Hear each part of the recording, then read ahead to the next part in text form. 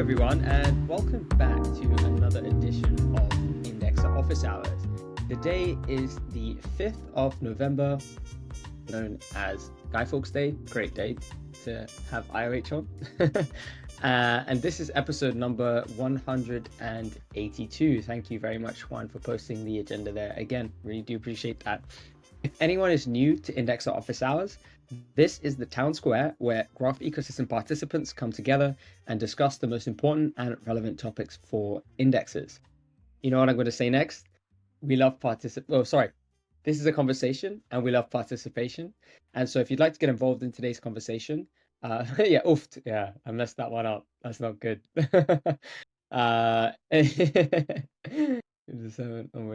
Okay. If you'd like to get involved in today's conversation, feel free to do so via voice or chat, which many of you are already utilizing at the moment. And if you're having any issues with voice, let me know. I could try to get your permissions sorted there. As a reminder, this is something that's going to be recorded and posted onto YouTube. So if you are concerned about privacy, please bear that in mind. And with that, let's get into the show. So you've got 𝗨𝗀𝗧𝗧𝗂𝗹, episode 193 with Julian. And Julian is the director of the 𝗨𝗀𝗲𝗂𝗀 Foundation. And he's also the co-founder and longtime leader at the 𝗨𝗀𝗲 Project, naturally.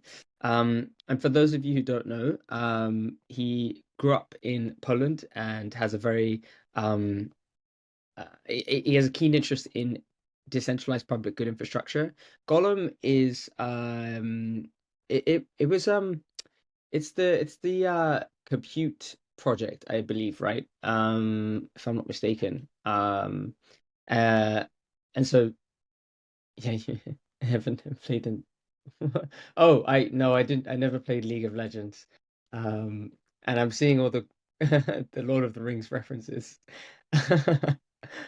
They're nice gifts. No,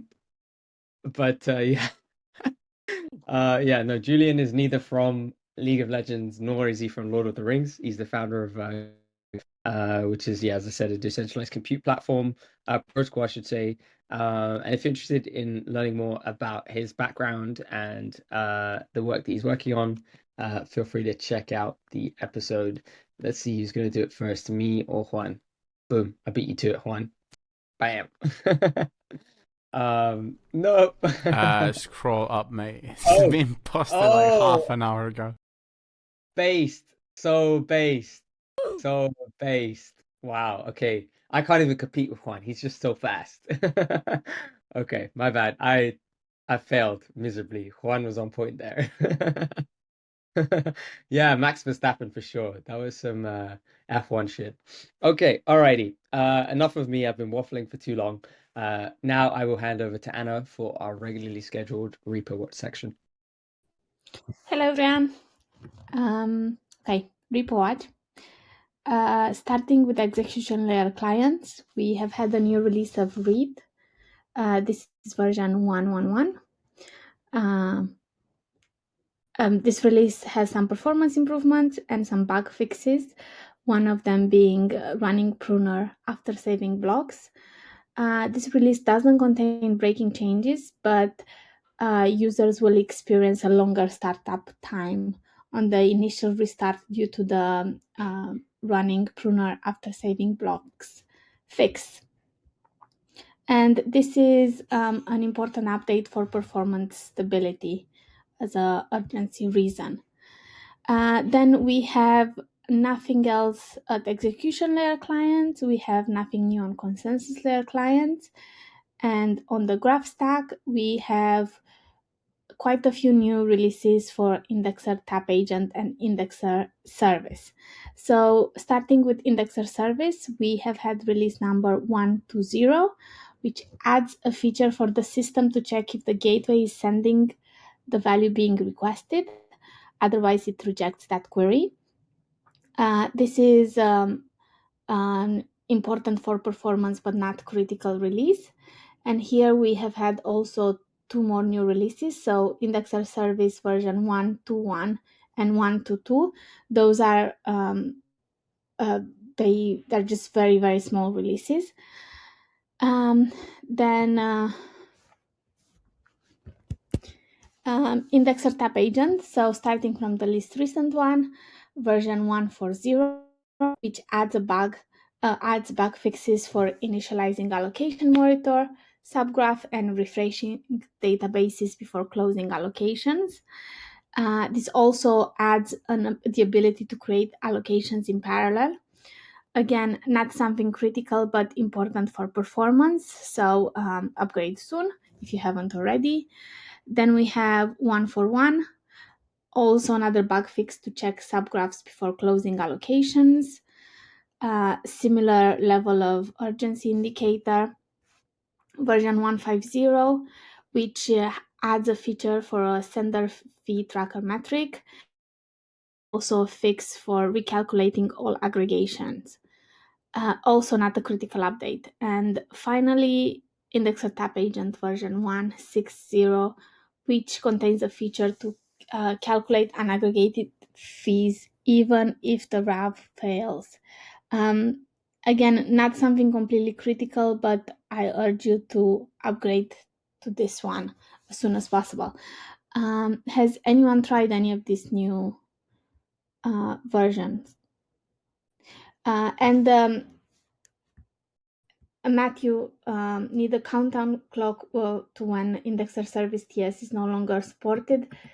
Yeah, that'd be good. We did add last week on our GraphCR Explorer a banner that says the date, which was, I believe, December 3rd. But yeah, a countdown would be good. Okay, this is all I have for this week. Unless there's any comments, I will hand over to Juan. Thank you, everyone. Thanks, Anna. Okay, so for 𝗨𝗀𝗧, we have a few things to cover. First of all, forum governance. There's another message on the request for information about disputes GDR 18. This message is from Ariel, which essentially agrees that the unless there are some other proofs that are presented by the indexer, I think by today, because this message was from like 5 days ago. He was agreeing that it should be a slash due to all of the information presented. So yeah, I mean, we're waiting on seeing develops, but so far no news from the indexer. Next up, we have forum research. We have all of the core dev updates for November. So yeah, that includes Semiotic, Edge and Node, Pinax, GraphOps, Messari, Geo, and Streaming Fast. If you're interested in any of those, they are all linked in the agenda. As always, they are pretty lengthy, so we're not going to be covering them in detail here, but just as a heads up, they are all there. For the contracts repository, we have 2 PRs, mainly chores and docs, nothing major. And for the network subgraph, we don't have any new updates since last IOH. And yeah, that's pretty much it for 𝗨𝗧. I don't know, Paka, if you have anything, but I'm going to be handing over to you. Hello. No, basically the one thing that I have is to spam everyone again about the migration to TAP and the deprecation of indexer service TypeScript. The countdown has begun. We're about a month out, and we're maybe 30 days away from this solar punk future that we've been wanting for so long. TAP is this final key into bringing us into this collective utopia of permissionless receipts. And so I'm really excited to join you all on this migration, this journey, and let's get there together. Paka out. That was amazing. All righty, thank you so much, guys. You heard it there first. Tap tap tap, as Ensan is saying in the chat there. Thank you all for your respective sections. I appreciate that. All righty, now we are going to move on into the open discussion part of today's conversation, and we have a familiar face. So Vince from Notify is going to be with us today, and he'll be telling us all about his Kubernetes setup. I know that we've kind of had this theme over the past couple of weeks of talking about Kubernetes, and Vince is an expert. So yeah, how to pronounce Vince? Vince. That's hilarious. And so yeah, Vince, feel free to take it away, and yeah, keen to learn. Hello, everyone. So I'll be showing you guys Talos, and this is me trying to convince Payne to use Kubernetes, or at least play with it. So welcome to my TED Talk. So this is what, let me share my screen here.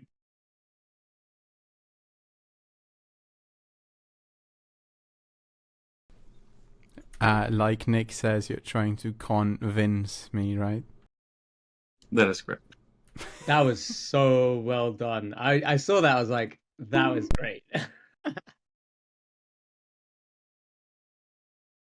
Can you see my screen? Yes. Okay, so what is Talos? So lots of Kubernetes distributions. They're installed on top of, other distributions like Debian, Ubuntu, stuff like that.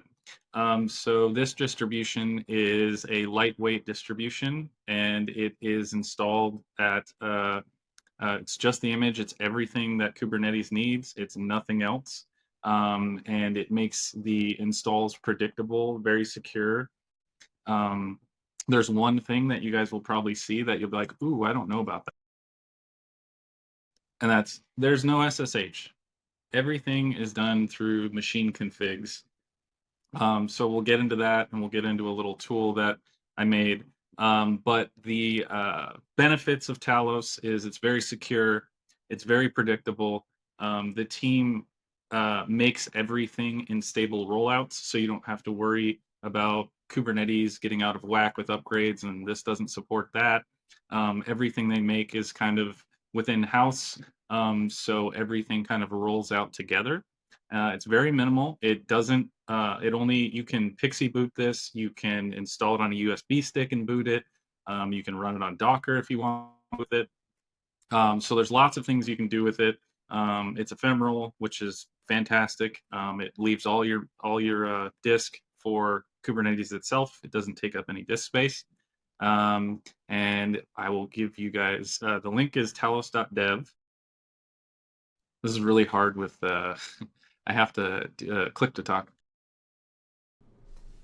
But I can give you permissions. Well, no, you can disable that. You can switch to push to talk. If you can present, you can you can disable push to talk.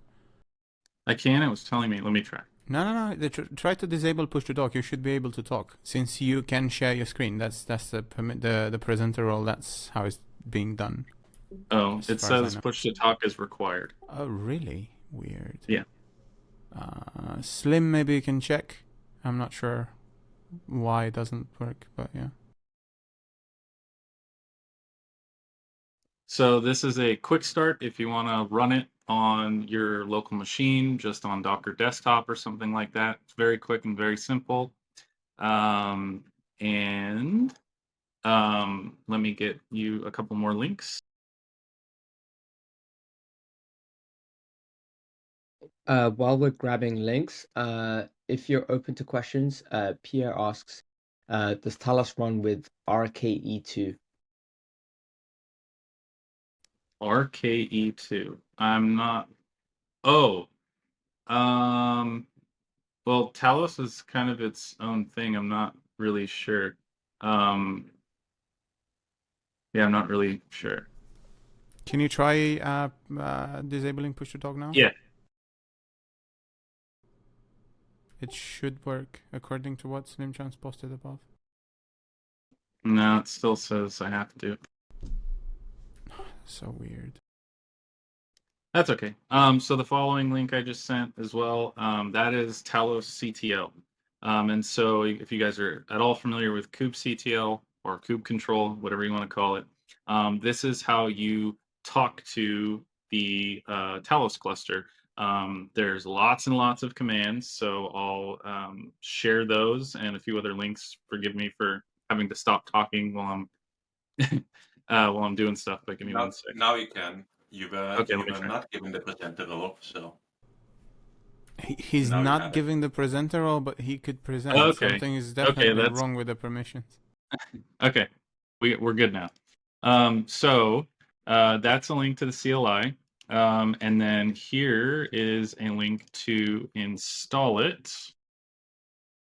And it has various platforms. So you can do, DigitalOcean, Google Cloud, Bare Metal, Proxmox, whatever stuff you want to do. But where I think Talos gets really cool is they have this thing called the Talos Factory. And with the Talos Factory, oh yeah. So with the Talos Factory, there are ISOs already built, but say you want to do more with that ISO and build your own ISO to have its own kernel arguments, or you want to change stuff about its networking, or you want to do all kinds of different stuff to it before it even boots. And this makes things predictable when you're launching them in infrastructure. So let's say I want the latest Talos. I would click next. I want AMD. If you have secure boot, cool. And let's say I want, ZFS, and it's an AMD processor. I can click next. I can put any kernel arguments I want in here that I want to load at boot time. So you can really do anything with that. You can also do it machine configs, which we'll get into in a minute. But you just go ahead and click next, and it will give you an ISO, a raw image, a Cacao2, and an iPixie boot script. And this works for all the combinations that you can imagine. And you can go ahead and download those, and that will, every time you load that machine with that ISO, everything's predictable, and you know exactly how it's going to load, which is super cool. So now for the fun stuff. So once you get your Talos machine booted, can you see the DigitalOcean droplet console?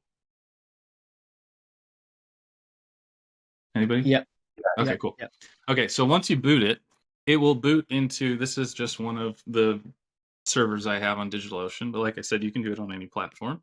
It will boot into a thing called maintenance mode, and it's not doing anything. It just has booted the Talos ISO, and it's not doing anything. You can just have it sitting there, whatever you want. And if I press F2, I'll get, old school dashboard stuff about it. And on Bare Metal, you will also get a network tab, but this is on a DigitalOcean droplet, so we won't be getting that. But what I can do is, since it is sitting in maintenance mode, I can talk to it and check, and I'll show you why this is important in a minute, but I can check and say, hey, what are the disks on this machine? And it will show me the disks on the machine, and it'll tell me what the names are and how much space they have and the bus path and a bunch of other stuff about it. And you do want to use this insecure flag because in maintenance mode, it will be port 50,000, and it will just kind of be sitting there waiting to be told what to do. Once you commission your cluster in Talos, it will sync up with certificates, and you can no longer use this insecure flag. The only way you can connect to it is if you have certificates. Same kind of thing with Kubernetes and talking to your Kubernetes cluster.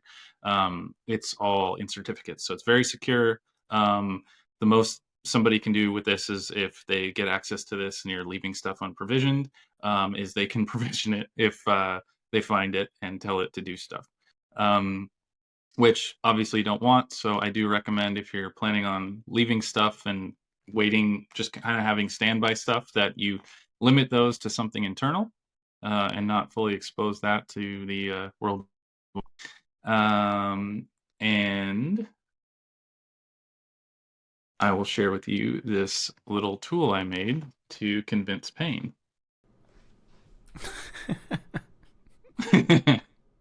I just called it Talos Forge, but it's not like crazy production. I did this in just a few days playing with it, but it's something you can get up and playing with, and by all means fork it, make improvements on it, PR it, do whatever you want. I welcome any cool additions. I just wanted to be able to do the main stuff that you need to do. So the main stuff, I can run make help. It's all run with make commands. So there's make deps, make init, which will give you all your configs, and I'll show you that in a minute. Make deploy, once you have your configs and they're the way you like, you can deploy them. Make kube config will give you your Kubernetes configuration. You can reset and your whole cluster, all the nodes. You can add a node, you can remove a node, and then 𝗨𝘀 has a thing called patching. So what you can do is say, I launched it with a specific machine config, but I want to change something about it. I want to change what disk it's going on, whatever.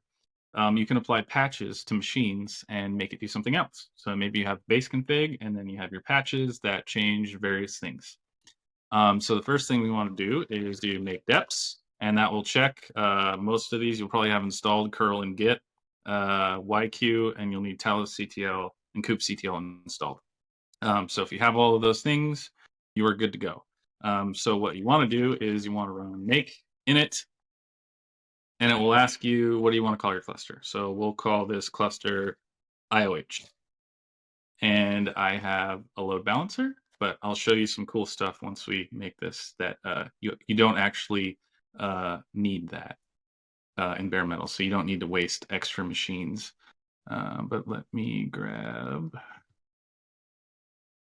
this real quick. Where is it? Networking.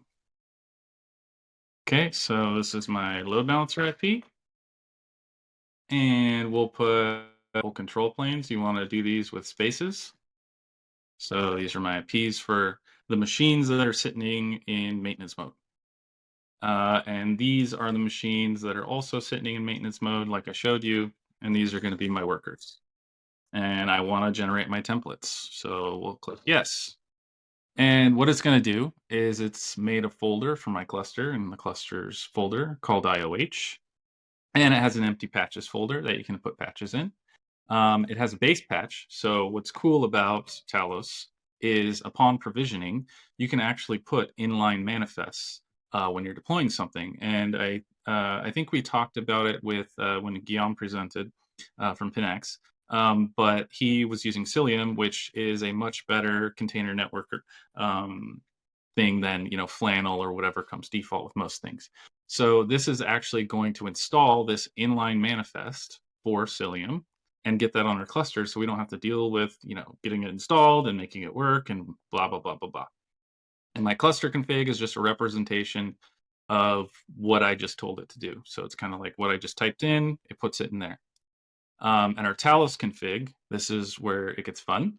So you'll get two files, a worker YAML and a controller YAML.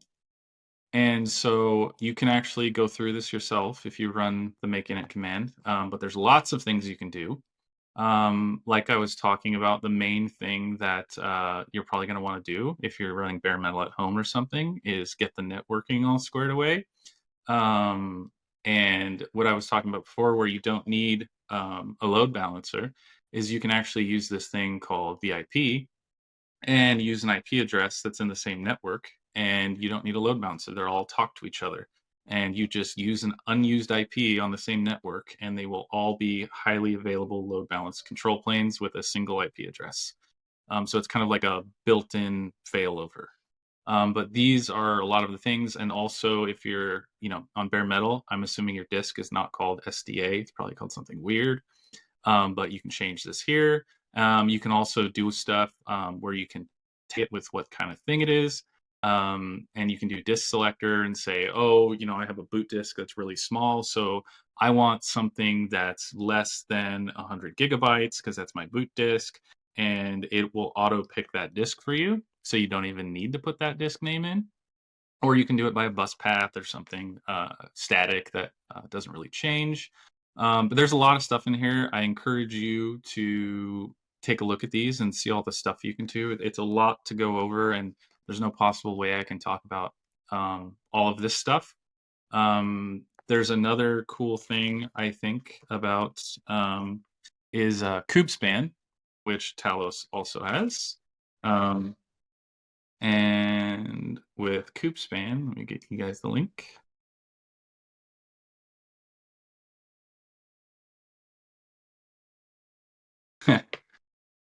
And with 𝗨𝗃𝗃, you can talk to stuff that's on multiple different platforms. So maybe you have bare metal and you have some stuff in Google Cloud and you have some stuff in DigitalOcean. They're not even on the same network. This actually creates a custom WireGuard network with just an enabled flag, and everything will talk to each other. So you don't have to deal with any crazy networking or anything like that, which I think is really cool. But anyway, there's a lot of stuff here, but I encourage you guys to play with it and look at it, and take a look at that and see what you can do with it. So if we run make help again, now that we have our cluster, I'll get back to this. So I'll just show you guys one of them. So now that we've done make init, we want to do make deploy, and we called our cluster IOH. So this will start running, and you'll see here that the control plane and all the other nodes that I told it to are going to start booting. And once all the services are up, so right now kubelet is unhealthy, and all the other stuff, but you just got to give it a minute and all this stuff will turn healthy. And once it says ready, it'll also tell you ready here. That'll let you know that your cluster is good to go. So this actually takes a minute. So if you guys have any questions or anything like that, I can indeed answer with anything I covered so far. If I tried to ask anything, I would sound like an idiot. So let's talk in private afterwards. Well, just ask away. I mean, you've never used it before. I don't see anything wrong with that. I have actually no clue what the so. Can you scroll a bit up on the history in your terminal? I think you cleared it actually. Not this one, the other one. Yeah. Okay. When you set up the IPs, Mhm. so you set up an IP for the control. So for the load balancer, what does the load balancer do? So the load balancer is basically load balancing all the control planes, which is your Kubernetes API, so you can talk to it. Do I need so one? that Do I need a load balancer? no, like I said, Yeah, if I can set it to the VIP2. yeah, exactly. Or you can even, run what's it called? Like HA proxy. You can run whatever you want at the front end. It's just so that if, your main control plane goes down, like then you wouldn't be able to talk to your cluster. So you want something in front of those three so you can always talk to it and manage it and stuff like that. But yeah, with the VIP thing that I showed you, you can easily just put a unused IP there and that will work for you. Okay, so you put the load balancer there and then the control plane IPs. So the IPs connect to the load balancer, and that's how they orchestrate the entire thing, right? It's how the control planes are load balanced so you can talk to them. So once you have a cluster and you want to talk to it, that endpoint is what you're going to want to talk to. So if you did like HA proxy or something like that, you would put in your 3 control plane IPs, and then your load balancer has an IP, and that's what you talk to your cluster. So that way, if any of your control plane nodes go down, you can always talk to it. So I can access my cluster via the load balancer IP, basically. Correct. Yeah, okay, cool. Yeah. So that way, it doesn't matter if any of them go down.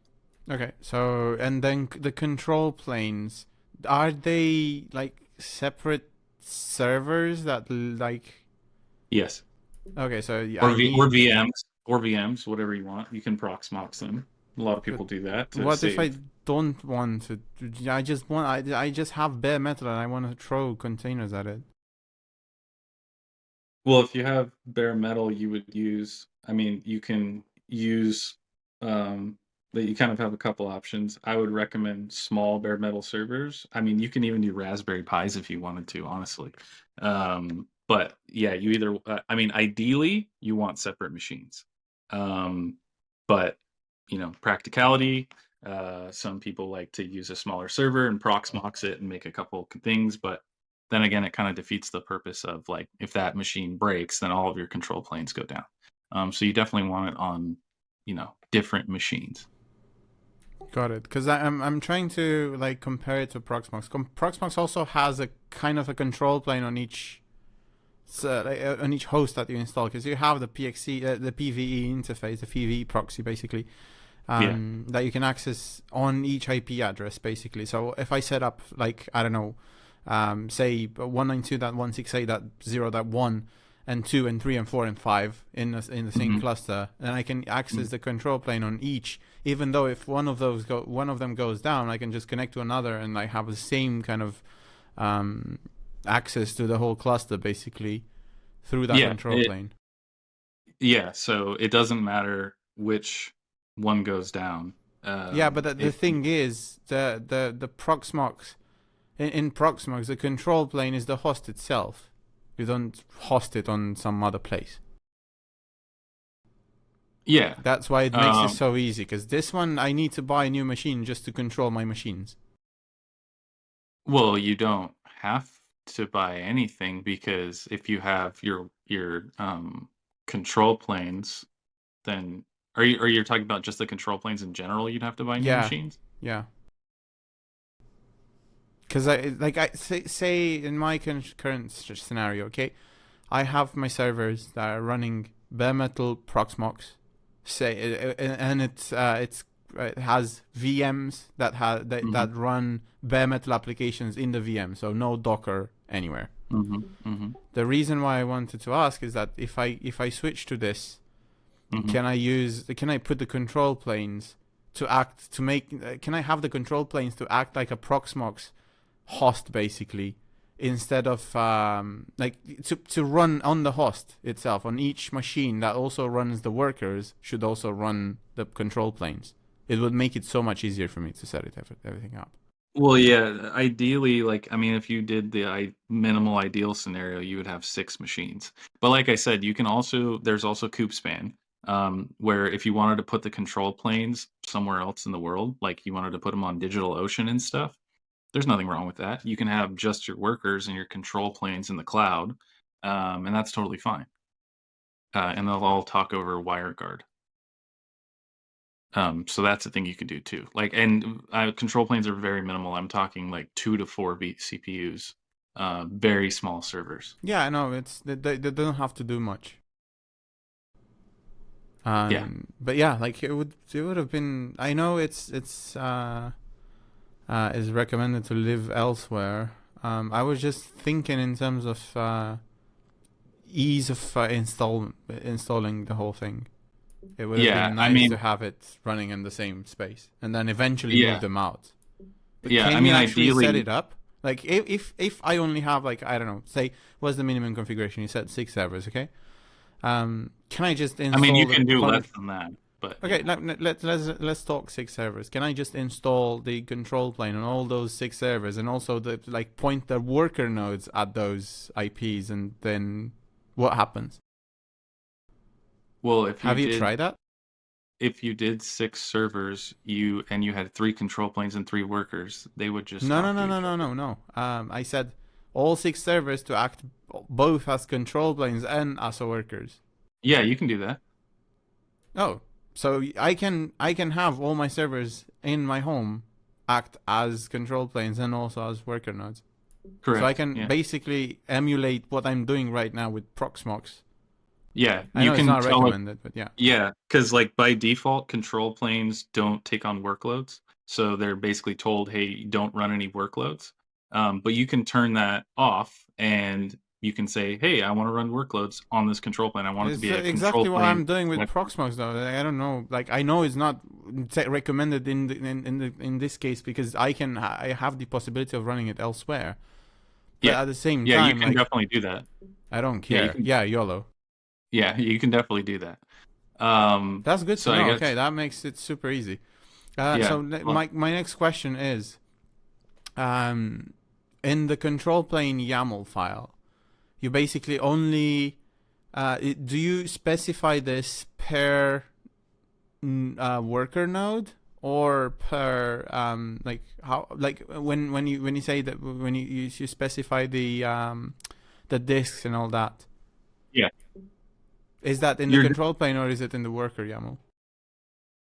It's in both. So you can configure. So if you look on a control plane, control planes are Can you make that full screen? It'll like exit off of it. That works. Let me see if I Yeah, can make thank it. you. No, that's good. That's good. Yeah, so in control planes, they'll have different stuff, and it'll even tell you if you try to do it. There's mainly stuff under cluster, under here in control plane, that worker doesn't have. So if you try to apply something from cluster on the worker node, it'll be like, I don't know what that is. But I also just linked below what you would modify to make your control planes also run workloads. So it's just allowing scheduling on the control plane so you can run workloads on it. Okay. And then, so I guess I'll move down the line. So now that it says it's ready. So what I can do is make kubeconfig, and we want to tell it which cluster. So I do that. And now we have our kubeconfig. So what I can do with this is I can cd.kube. And I can go in nano test cluster,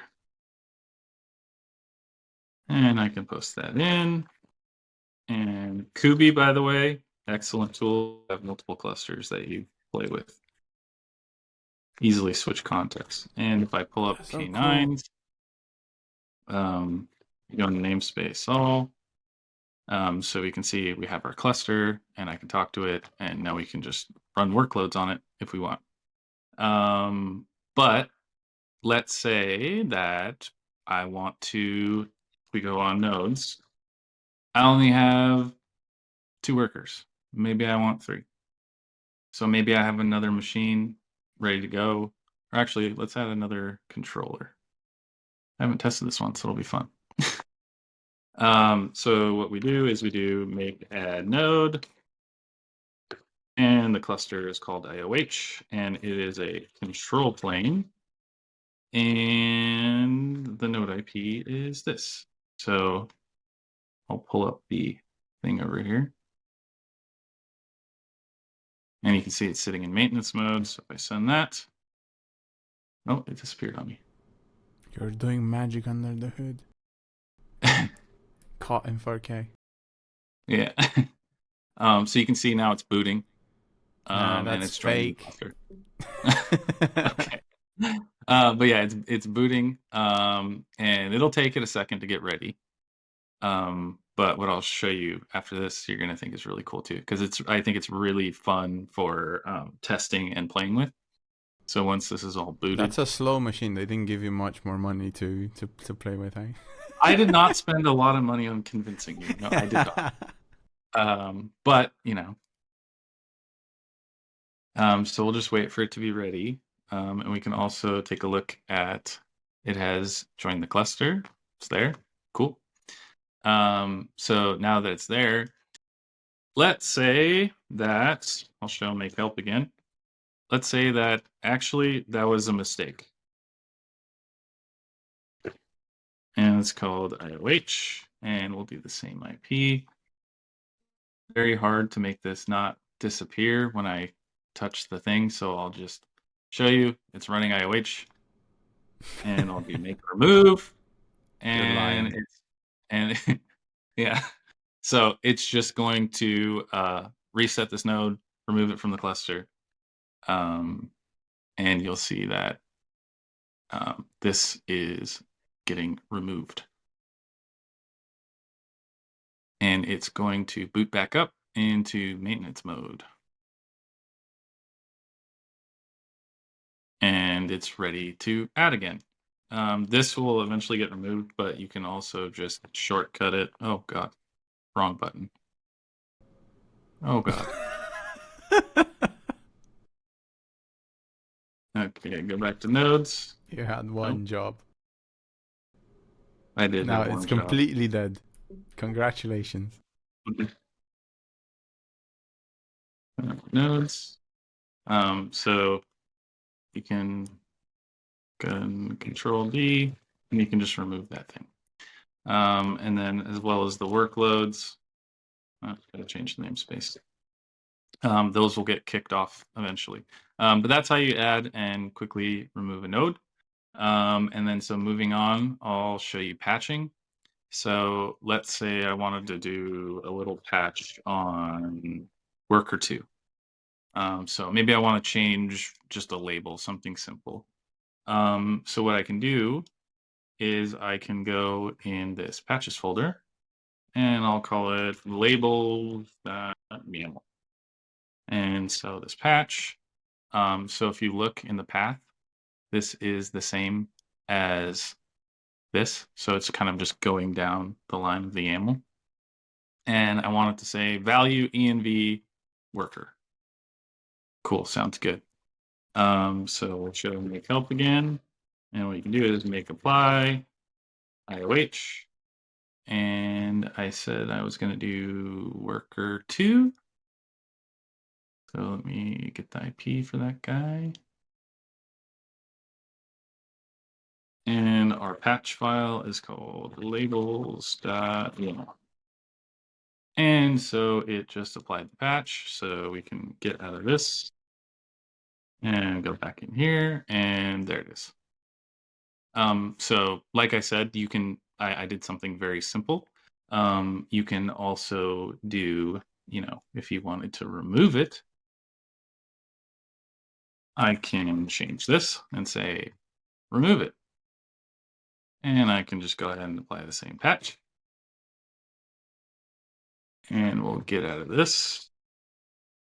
And we'll go back in, and it's gone. So you can do that with anything within your machine config if you need to patch it. So anything you want to change, you can change it on the fly. You just tell it what node you want it to change to. You can also submit multiple nodes. It doesn't have to be one. You can tell it multiple nodes, and you can make changes kind of on the fly. And then for the finale, I guess, because it's going to take a while. Oh, actually, let me show some stuff. So with 𝗨𝗀𝗂𝗧, it's got a ton of commands and subcommands. So I definitely advise you to look at that. But you can, do stuff like, let's say I wanted to do 𝗨𝗨𝗧𝗧, and we want to tell it where our 𝗨𝗨 config is. You can also shortcut this and whatever. But our thing's called IOH, and it's in 𝗨𝗨 config. And let's say we want to add the node. Let's do a random node. So we'll give it this IP. Oops, I need to give it a command. Let's say dashboard. And you can see the exact same thing that you would if you IP mined. And you can control it still, everything like that. You can do all kinds of stuff. There's a million commands, so I'm not going to go through them, but you can look at dmessage logs. You can upgrade, you can downgrade, you can do all sorts of stuff. There's a billion commands, and I can't really run through all that with the time we have remaining. That is cool. Yeah, so you can do a billion things with 𝗨𝗨𝗧𝗧. And then let me see, what's another cool command? But yeah, you can validate your machine configs. You can back up etcd, which is kind of like the cluster. You can list containers. You can add stuff. You can check the health. And then there's a million commands behind that and other stuff. But if we go to make help, we can make reset cluster IOH. And that will take all the things that are in your cluster config, which are these, because I've added one. That will auto update when you add or remove a node, so don't worry about that. And it's going to reset all of them. And when you come back after you drink your coffee, everything will be in maintenance mode and ready to play with again. And that's it. Now imagine you do that in prod. But yeah, in prod, you're going to want to, really customize it to your stuff. So there's that, because your machines are going to be very different. But yeah, that's essentially it. If anybody has any questions, totally open to that.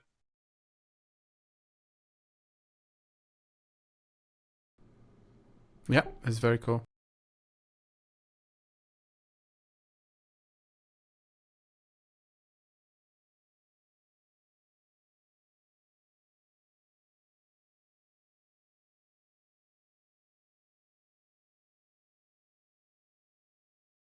Yeah, the machine configs are what really gives Talos its power, because you can do all sorts of crazy stuff with it.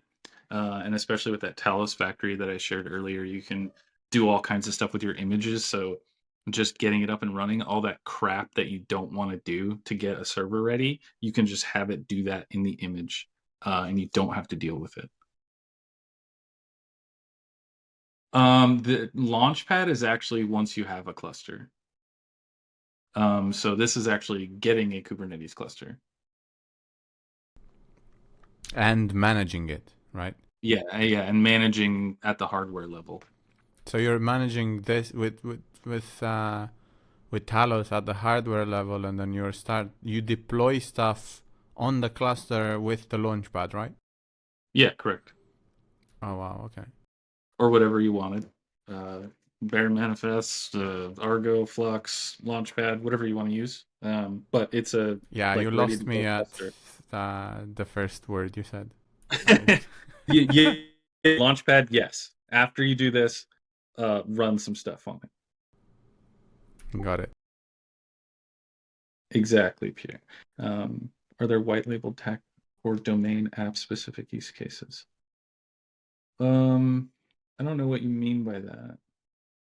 Yes. So if you go onto the releases page up in the link above, they have ones specifically for different platforms. So they have ones for virtualized platforms. They have ones for hosted platforms like Google Cloud and DigitalOcean and a bunch of other major players. They have ones for Raspberry Pis, and they have all kinds of stuff.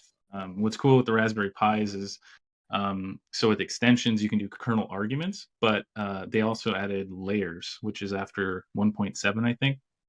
So you can do stuff before the kernel even gets installed, which you want to do with Raspberry Pis because they have no BIOS. So you can do that. And then the Talos factory is super cool because you can create your own images.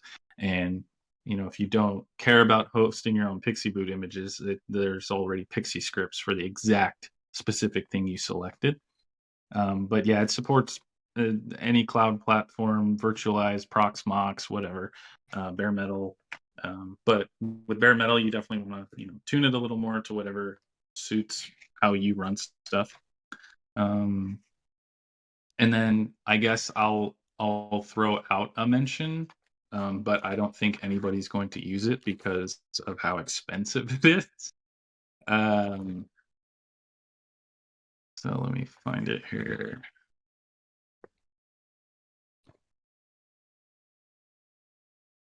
Yeah, log in. That GIF. Yeah, exactly. So Talos also has a thing called Omni. And what this is kind of a hosted platform with support and a bunch of other stuff. You can actually, if you're planning on using it for air quotes hobby, you can get up to 10 nodes. But if you plan on using more than that, you're going to need to fork out, and I think it's like $1,500 for that many. So it's very expensive, but it's a very cool platform, and you can do stuff. With basically what you do is you create a cluster, and with this, so I can download installation media, and it's kind of the same thing as Talos Factory. Add kernel arguments, and you download it, and This is that actually image. cool. So can I It is. host this myself and run it with a UI interface? Like if I have a GUI, that would be so much cooler. You can. So everything is its own API, but you would have to GPT your way to success unless you plan on having less than 10 nodes. Didn't someone GPT their way into this already, and we can find it on GitHub? Maybe I haven't honestly looked. I've been too busy trying to learn about it. But we should look at this because, like, if someone actually forked this somehow, then it's so much easier to run. Yeah. So what's cool about this is you just download the installation media, and then you basically get that image. And when you do clusters and you do create a cluster, those machines will automatically pop up on your UI.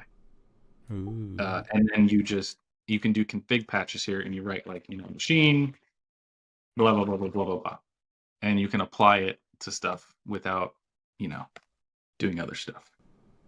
That's cool. Yeah, Like it's having very cool. everything controllable via GUI is so much cooler than having to edit fucking files every single time you want to change something. Yes. Talos. Let me find it. I'll give you the link. Yeah, it can get if you're. I mean, I was honestly thinking about it as well. Doing the whole air quotes. This is a hobby. And getting up to 10 nodes, and then if I really expanded past that, I think I would be, my own AWS. So at that point, I probably could afford. I could probably afford it at that point. So you pay $1,500 a month for this? Like you have to pay? I mean, after you go above? If you go above 10 nodes, yeah, you're gonna pay a lot of money. A month? Holy shit! Okay. Yeah, like I wasn't joking about the cost. Like here's just for one fucking UI instance. Yeah, and you get support and all this other stuff. It does a bunch of cool stuff, and it'll auto sets up WireGuard. It auto sets up a load balancer, so you would have, 𝗨𝘀𝗲𝗂𝗧𝗂𝗂, and you get architecture support, and you can literally just message them and say, hey, I'm having this problem. They'll fix it for you.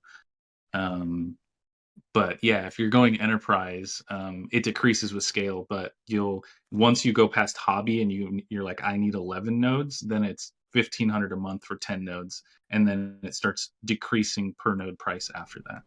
Yikes. Yeah, but you get like a Slack channel and support and architecture and all that. But it is very cool. I won't lie. I'm just sad that you have to pay for it. But it is. They do give you a lot for your buck. Like they give you a really polished UI, support, architecture support. That's true, but if someone just forked this whole thing, I don't mind support. Like not having support. I mean, you can try. It's I'll show you the repo.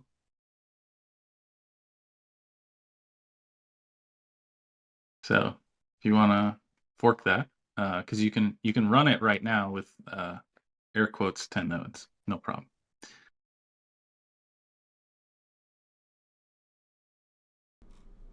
Oh, so that's the UI basically that they have. Yeah, it's the exact same thing. It's just you can host it on-prem. It just doesn't get you a discount. Wait, so I still need an account to run even if it's open source?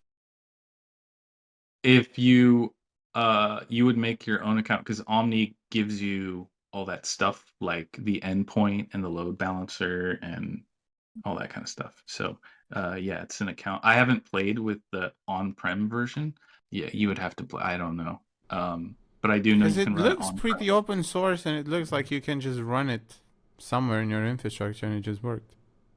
Yeah, I haven't tried. It's I guess if you abide by the business source license. I don't know if it locks you out or whatever. But yeah. Because it never says anything about the 10 nodes here or anything. Yeah, it says up to 10 nodes. Where? On the website? On the GitHub link that you sent me? No, above that I sent the pricing. Yeah, I know, but like on the GitHub link that you sent, it doesn't say anything like that. Yeah, I know. But that's if you why I'm so interested in this. Maybe they offer this as a like run it yourself in DIY, but if you also want support and everything, they have to host it for you and whatever. Maybe, I don't know. Like, look, it says Omni is available via a business source license, which allows free installation in production environments. If you would like to deploy Omni for production use, please contact sales. Yeah, so I don't. And if you like to subscribe to the hosted version of Omni, please see the SaaS pricing. Okay, so you can actually run this, well, quote unquote, for home. Yeah. And just I don't know if there's anything that stops you. Like if you go past 10, like if you're just like, I'm in staging for life. I have 22 nodes in staging. I don't know if it stops you or not. I have no idea. I've never tried. Interesting, yeah. But like if you're hosting it locally, I don't see why or how they can stop you. I don't know. Yeah. That's a I question I don't. can't answer. We I can don't. buy It's not that 20 difficult to- Hetzner box. Sorry, Anna. We can buy just 20 Hetzner VPSs. It's like less than €2 a day or something for that, and we can try. I'm super curious. Go ahead, Anna. Yeah, I mean, if you can get that, I'd be stoked. I just feel like this might not be the best approach, because if it's a commercial product, that maybe that part is open source, but there'll be other things that are closed source, then you'll end up having to maintain, whether you do it to ChatGPT or not, you'll end up having to maintain this additional thing that I imagine won't be that easy to do. And you're doing this while you're also learning about Kubernetes and all of the various components of Kubernetes, and also maintaining all in Kubernetes and all of that. And I don't have the exact reason, but my instinct says that just this would be a bad idea in the long Yeah. run. Yeah, fair point.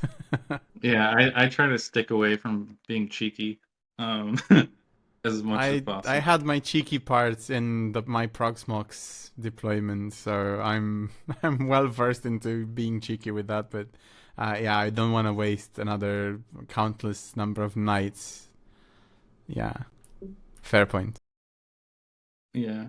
I just wish I had like the exact reasoning, but it's just there's something that tells me that this is a really bad idea, but it's not coming to me right now. If it comes to me, usually it takes a while for things to come to me. We'll message you and let you know. But yeah, it just feels like you might be wasting a lot of time that could be used elsewhere. Fair Yeah. point. And you But can, I can spend a few hours on a weekend like buying those 20 VPSs. yeah. And you can also, like I said, if you like I guess in speaking on my personal plan, if I did use Omni, I'm, buying servers that are like, 256 cores and stuff. So, or vCPUs. So if I think get past 10 of those, I feel like I can afford it, because apparently I'm making that much money that I needed 10 of those. So Fair point. so yeah, so I feel like I could afford it at that point, but and maybe that's something I would do, I don't know. But for right now, I've just been focusing on, because there are uh things with Omni where you can't, like with 𝗨𝘀𝗀𝗃 that you can do on a normal cluster, and there's like certain commands that like blocks you from doing, and it's like, no, go do it in the UI. And it blocks you from certain things that aren't as like rich with commands, if you like that sort of thing. John So says you really don't need the UI for Talos. His philosophy is to be declarative. Check your machine config YAMLs into Git. You really only need to change them to upgrade Talos or KTest. Yeah, fair point. yes, this is true, and that's the power of it, is it's declarative. Yeah. Just some people like a good UI. I don't know. Yep. But I'm definitely yeah, one of those. yeah. So yeah, there's that. But yeah, that's the overall power of Talos, is it's secure by default and declarative. So you're deploying the way it's meant to be deployed, and you're not going back in and going, crap, did I install that package or not? It's just what happened on the cluster is all in your GitHub.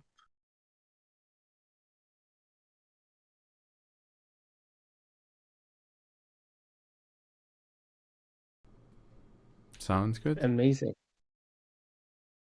Any more questions? I know we're slightly over, but just want to make sure people have their questions answered. Any more questions or thoughts? This was great. I really enjoyed it. Amazing. That's really good to hear. And yeah, special shout out to Vince for going into detail there. We really do appreciate it. And for answering the questions as well.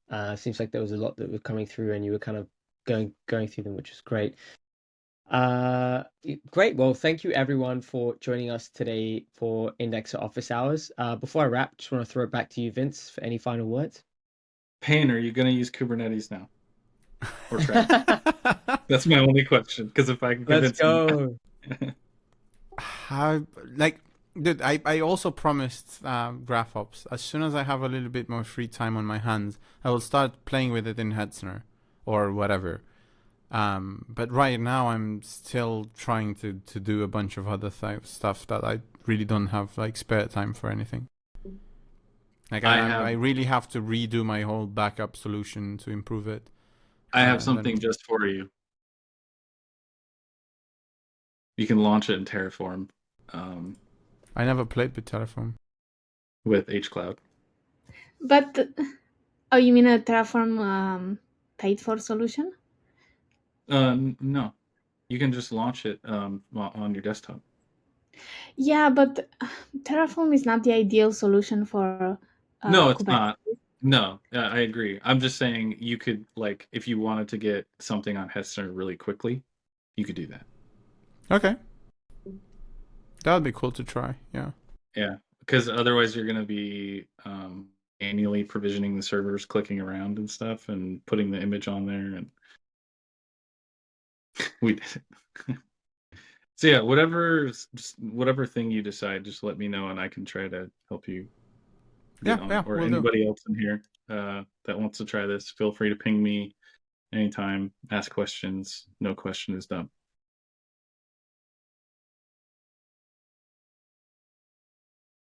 There you go. Vince has convinced, as the name suggests. Wow, love to see that. The chat is hilarious. We love it. Okay, well, yeah. Great to hear that you guys will be collaborating on that. And a special thank you to each and every one of you for showing up for today's conversation.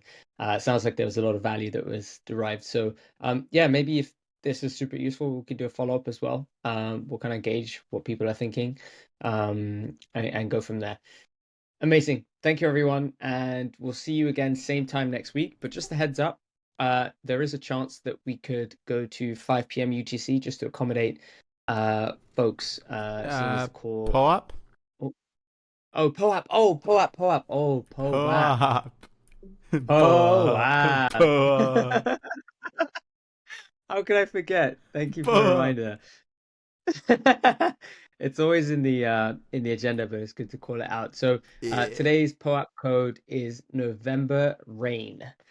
Make sure you grab that one there. It's gonna close in about 3 minutes, the window. Apologies, I should have probably said that yeah, sooner. But yeah, go ahead. It's always in the agenda. So if you ever need now to we get the fucking puzzle. No. No. They dropped that. So recently they dropped that since the last time I checked. So all you have to do is just pop it in and you get the POAP. So yeah, thank it works. God. Yeah, thank God they dropped the bloody puzzle. That was yeah, plus one to that. Speaking of doing a follow-up to this, by the way, I would love to like, now that we know how to deploy it, can we have a video of Vince like using Launchpad to deploy like a whole the whole stack as a continuation of this session? Ooh, even better than a video. If you're open to the Vince idea, Vince, maybe you could do that live for IOH so that people can ask questions on the way. That would be really cool. Would you? Yeah, let's set up a testnet environment for the graph. Like I can give you like endpoints or whatever. Yeah, I can do that.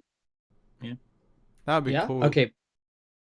Perfect. So I'll follow up with you, Vince, on specific dates, but just based on like a rough look at the calendar, not next week, but the week after, does that work for you?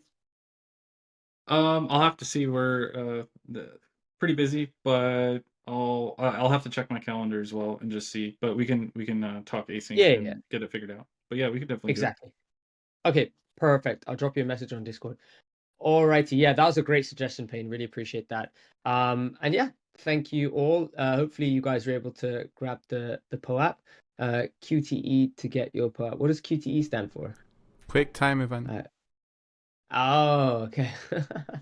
Sorry, the stuff that triggers a mini cutscene that you have to press buttons to do stuff. Yeah. It's nerd stuff. Ignore. Come on. Okay. Thanks for the explanation there. Appreciate it. Press X to pay respect.